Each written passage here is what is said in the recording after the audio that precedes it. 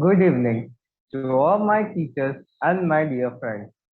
Today I meet Sarada, a student of CA Foundation November batch, will be interviewing our respected English teacher, Mrs. Mukshada Hardas ma'am. Good evening, ma'am. Good evening. Today I would like to question you on the occasion of our independence, 75th Independence Day. My first question: what message will you give us on the occasion of Independence Day? Okay. So, hello to everyone, all the students who are listening to me. I'm not a very learned person, but I hope I can share my experiences with you all, and I hope you can learn from those experiences. So, thank you for inviting me today. And coming back to your question, what would be my advice?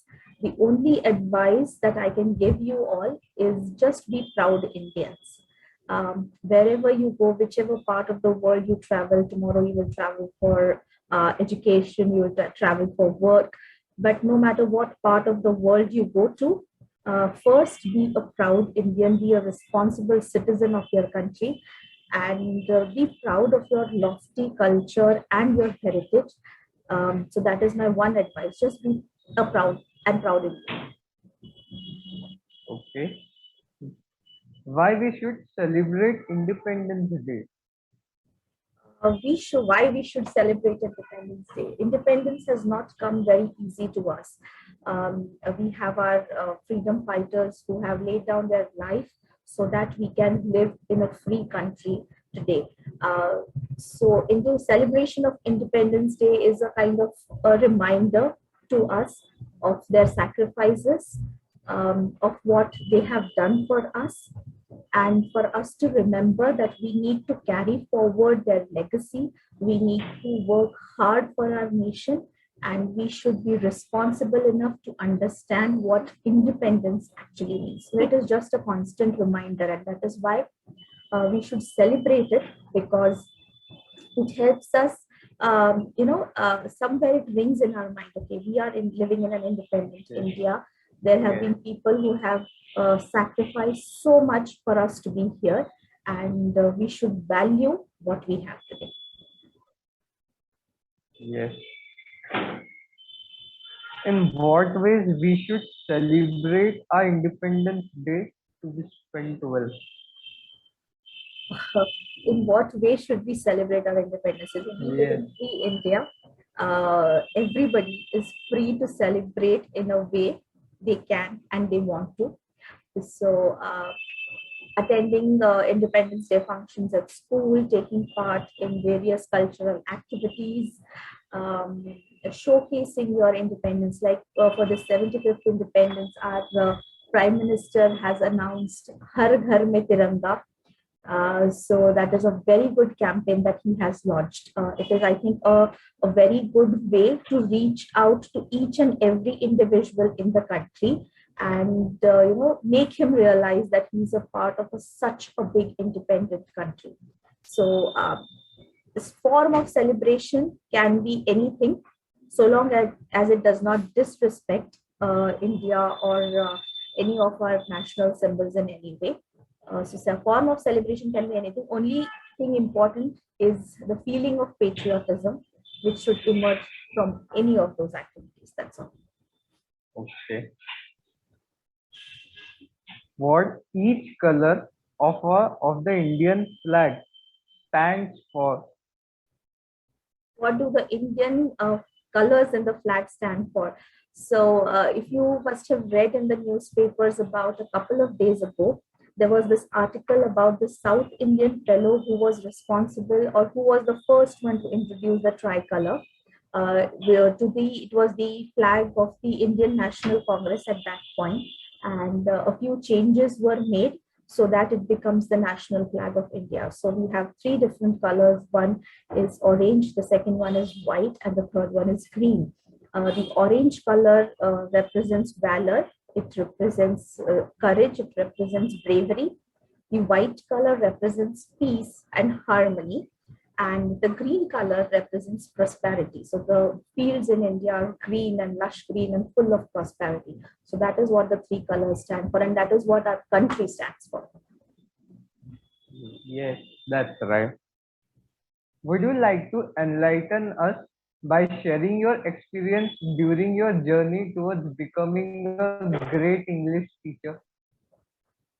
Okay, thank you for the compliment that I'm a great Indian English teacher. I don't think I am, but languages were always my USP.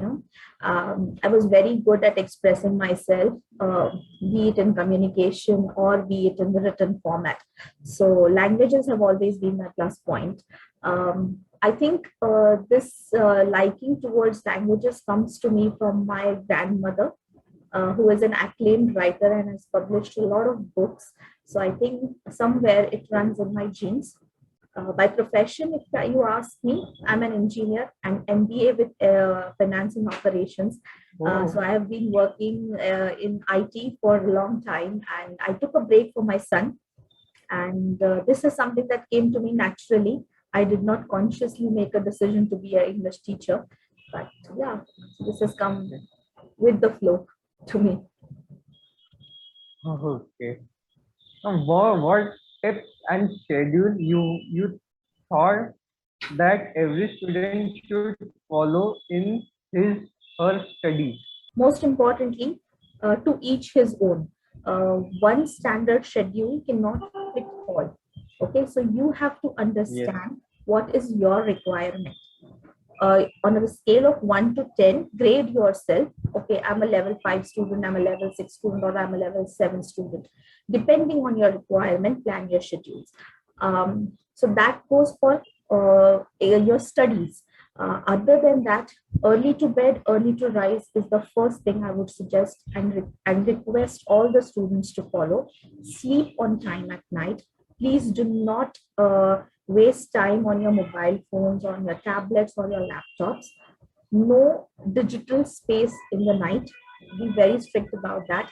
Get at least 8 hours of sleep. So in the student phase, 8 hours of proper calm sleep is required. So see to it that you get adequate sleep. Have healthy food. You people have so many distractions these days. We have McDonald's, we have Pizza Hut, you have Domino's, and so many the fast food outlets have homemade food. Actually, I am sorry I was interrupted by a phone call. Yes, Would you like to repeat it? yes, Would you repeat it? I will. I will. So what I was saying is that the first important thing is no digital time at night. Okay, sleep on time, sleep early.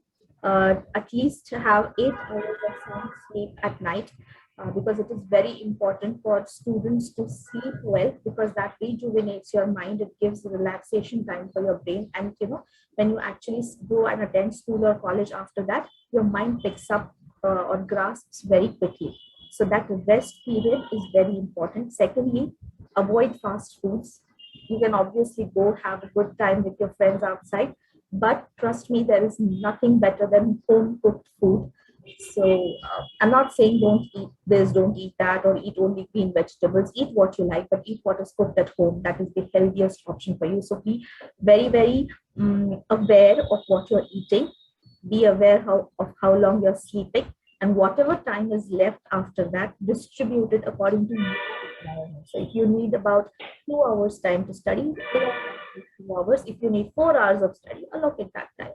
So it depends on your individual requirements, how long you want to study.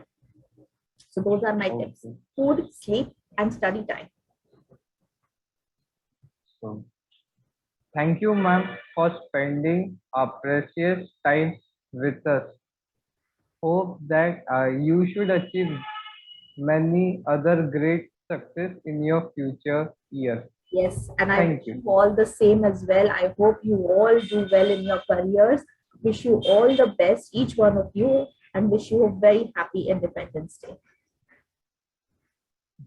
Thank you, ma'am.